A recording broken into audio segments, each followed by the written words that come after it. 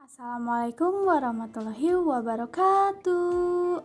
Nah, sekarang kelas 2 kita memulai materi yang pertama. Nah, di sini Kakak akan membahas tentang fungsi perangkat keras komputer. Nah, sebelumnya mungkin waktu kelas 1 kalian udah pada belajar kan? Apa-apa aja yang ada di komputer. Nah, Kakak akan mengulangi atau mereply lagi apa-apa aja pelajaran yang waktu sebelumnya di kelas 1. Nah, yang pertama monitor, yang kedua CPU, yang ketiga speaker, yang keempat keyboard, yang kelima mouse. Nah, ini contoh dari komponen dari komputernya. Bisa dilihat sama kalian. Nah, di sini Kakak akan menjelaskan tentang keyboard dulu ya. Nah, sebelum pada keyboard, pada bagian ini hanya akan dibahas beberapa fungsi perangkat keras komputer.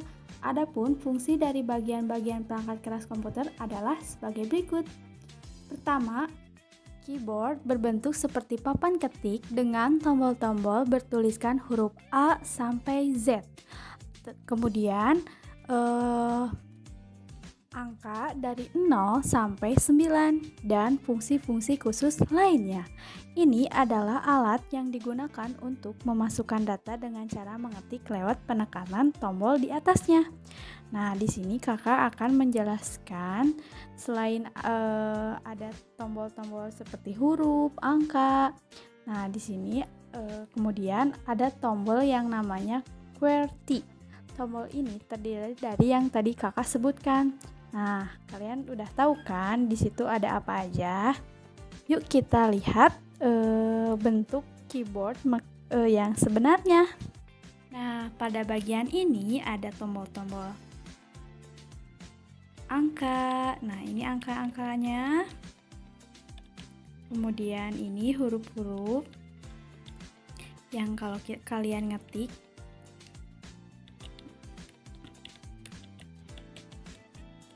nah, kalian pasti udah tahu kan?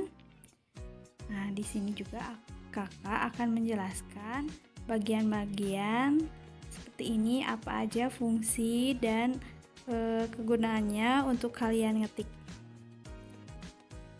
Tetap semangat nonton videonya ya.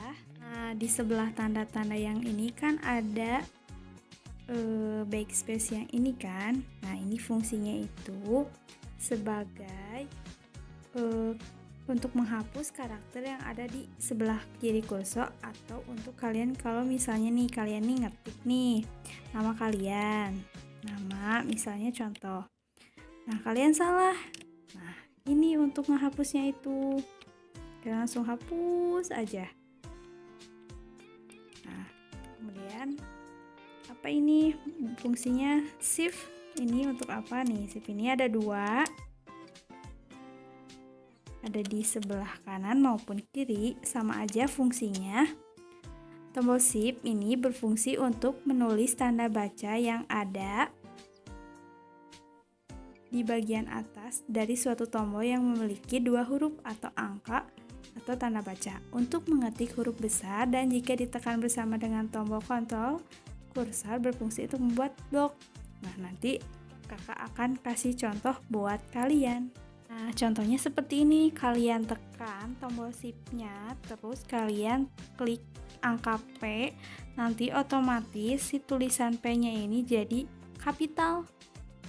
Nah, kalau misalnya kalian tekan lagi shift-nya, klik O lagi, nanti O-nya juga jadi besar. Kalau misalnya kalian nggak ditekan si shift-nya ini, bakalan O-nya tetap kecil.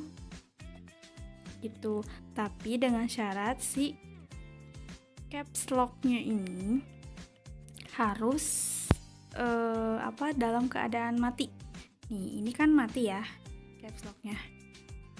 Nih, kalau misalnya kalian tekan caps lock, nah nanti yang bagian ininya tuh nyala. Kalau misalnya kalian klik lagi caps lock-nya, nih jadinya mati kan. Nah, Nah, kalau misalnya pingin ininya tulisannya besar, jadi caps lock-nya itu harus mati dulu, nggak boleh nyala bagian ininya. Nah, nanti kalau misalnya udah kayak gitu, kalian bisa ininya tekan klik P-nya, nanti langsung otomatis tulisan P-nya jadi besar. Tapi kalau misalnya caps lock-nya yang bagian ininya nyala, kalian klik ini jadi akan beda gitu. Nah, tadi kan kakak ngebahas caps lock. Pasti kalian tanya, apa sih caps lock? Fungsinya ini buat apa? Kalian masih bingung. Nah, mati nyala, bingung kan? Nah, tombol caps lock berfungsi untuk mengetik huruf kapital keseluruhan atau berurutan. Jadi kalau misalnya kalian aktifin si caps lock-nya, nah terus kalian ngetik nih, kan ini nyala ya. Nah, terus kalian ketik. Nah, otomatis si tulisannya bakalan besar semua. Tapi kalau misalnya caps lock-nya dimatiin sama kalian, terus kalian cuman pingin tulisan yang besarnya itu cuman huruf awalnya doang. Nah, cukup pakai shift aja bisa. Nah, baru P-nya besar. Tapi kalau misalnya mau ngetiknya semuanya huruf besar, kapital, nah caps lock-nya tinggal dinyalain sama kalian. Nah, mungkin itu cukup sekian pembelajaran hari ini untuk kelas 2. Semoga kalian paham. Kalau misalnya ada beberapa yang kurang paham, kalian bisa boleh tanya-tanya lagi. Cukup sekian. Wassalamualaikum warahmatullahi wabarakatuh.